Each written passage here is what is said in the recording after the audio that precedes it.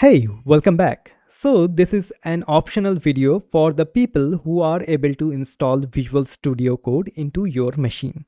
But for the people who are not able to install Visual Studio Code into your machine, for example, if you are using something like a Chromebook or something like that, and you are not able to install Visual Studio Code into your machine, so how you can follow along throughout this course, okay?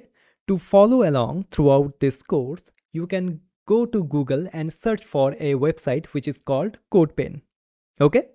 And the codepen.io link should be the first one. So just click on it. And as you can see, you have to log into the CodePen, okay? So just log in or register to the CodePen. And now, as you can see, this is the CodePen website. And if you just go here, as you can see, there are no pens and so on. So what I'll do, I'll just click on go make one. And as you can see, this sort of an editor will open up. Okay, so we have HTML, CSS, and JavaScript.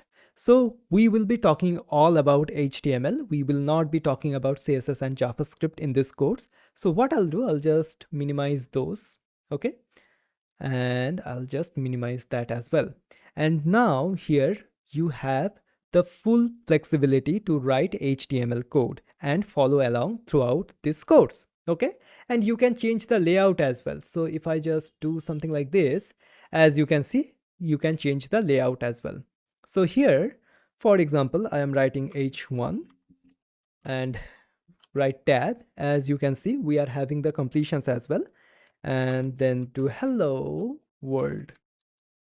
Okay, and it will automatically save. And as you can see, we are getting the live preview inside of this particular browser window here. Okay, I'll zoom in a little bit. As you can see, in this way you can follow along throughout the course. Okay, so if you are having some troubles, then please let me know inside of the questions section on Udemy.